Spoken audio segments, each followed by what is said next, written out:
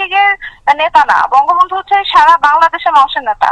জয় বাংলা হচ্ছে সারা বাংলাদেশের মানুষের স্লোগান। ঠিক, জাতির পিতাকে মুছে ফেলতে চায়, জাতির পিতার অবদান অস্বীকার করতে চায়, 15ই আগস্ট অস্বীকার করতে চায়, ধানমন্ডি 32 নম্বর অস্বীকার করতে চায়, পুড়িয়ে ফেলতে চায়। আমি তাদের বিরুদ্ধে কথা বলবো, আমি যেই জায়গায় থাকি না কেন। আমাদের মুক্তিযুদ্ধ হচ্ছে মীমাংসিত সত্য। আমাদের জাতির পিতা বঙ্গবন্ধু, এগুলো সবই মীমাংসিত সত্য। রিসেট বাটন পুশ করে সব অতীত মুছে ফেলা, এটা মানে কি? আমি যখন দেখবো আমার দেশের উপর কোনো থ্রেট চলে আসতেছে, আমি মনে করবো আমার দেশকে বাঁচানোর জন্য আমার যতটুকু বলা উচিত সে বলাটাই আমার দায়িত্বশীলতা। ঠিক আছে, শোনেন, আমি ফ্র্যাঙ্কলি বলি, আমি চাই না আমার দেশের দায়িত্বে মুক্তিযুদ্ধ বিরোধী কোনো শক্তি আসুক।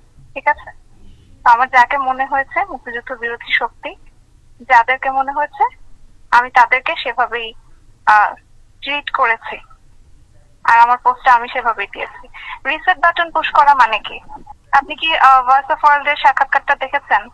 রিসেট বাটন পুশ করা মানে কি? অতীত মুছে ফেলা মানে কি? আমাদের মুক্তিযুদ্ধ হচ্ছে মীমাংসিত সত্য। আমাদের জাতির পিতা বঙ্গবন্ধু, এগুলো সবই মীমাংসিত সত্য। রিসেট বাটন পুশ করে সব অতীত মুছে ফেলা, এটা মানে কি? এটা তো তাহলে আমি তো মনে করি যে আসলে মুক্তিযুদ্ধের বিরোধী শক্তি আমাদের দেশে এখন গভর্নমেন্ট হিসেবে আছে। তো আমি আমি আমার মনে হচ্ছে যে আমার দায়িত্বশীল জায়গা এটাই, যে আমার দেশকে বাঁচাতে হবে। এর জন্য আমার পক্ষ থেকে যতটুকু বলা, আমি একজন সাধারণ মানুষ, সাধারণ মানুষ হিসেবে আমার যতটুকু বলা, আমি যদি এই পজিশনে নাও থাকতাম আমি এটা সেম পোস্টে দিতাম। ঠিক আছে, ব্যক্তি ব্যক্তি উর্মি এসব বিভিন্ন পরিচয় করা দরকার নাই। আমি বাংলাদেশের নাগরিক হিসেবে বলছি, আমি মুক্তিযুদ্ধের পক্ষের শক্তি হিসেবে বলছি।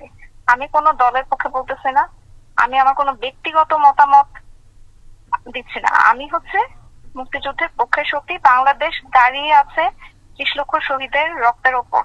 ঠিক আছে, 30 লক্ষ শহীদের রক্তের বিনিময়ে আমাদের দেশটা স্বাধীন হয়েছে। এই 30 লক্ষ শহীদ, রিসেট বাটন পুশ করলে কি এই 30 লক্ষ শহীদ ফিরে আসবেন?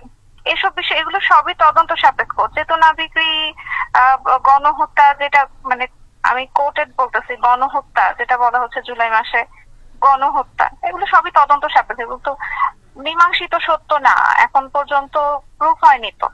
ঠিক আছে, বিচার হোক, প্রমাণিত হোক, তারপর দেখা যাবে। কিন্তু যেটা মীমাংসিত সত্য সেটাকে তো কেউ মুছে ফেলতে পারে না। আমার কথা হচ্ছে এটাই।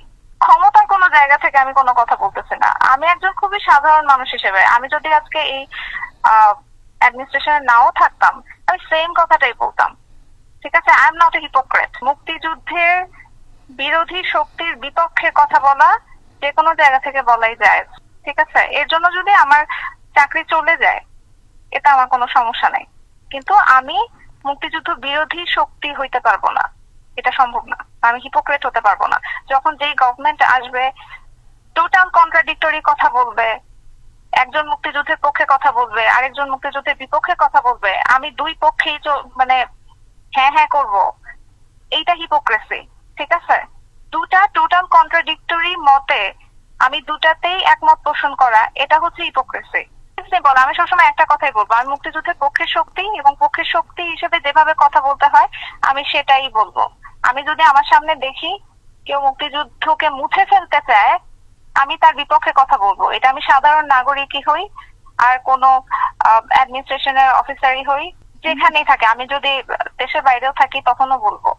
আমি কিভাবে বুঝতে পারছি, মানে এটা এটা তো আসলে প্রশ্ন না, আপনি কনভারসেশন দেখলেই তো বুঝতে পারবেন। ঠিক আছে, কনভারসেশন দেখলে বুঝতে পারবেন কোন প্রশ্নের উত্তরে কোন অ্যান্সার।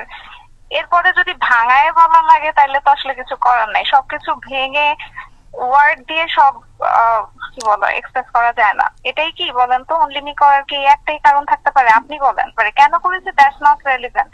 এখানে কারো দোষর কারো কিছু না। আমি মুক্তিযুদ্ধের পক্ষের শক্তি। এখন মুক্তিযুদ্ধের পক্ষের শক্তি বললে যদি আপনারা বা কেউ যদি এভাবে জাজ করে, আমার কিছু করার নাই।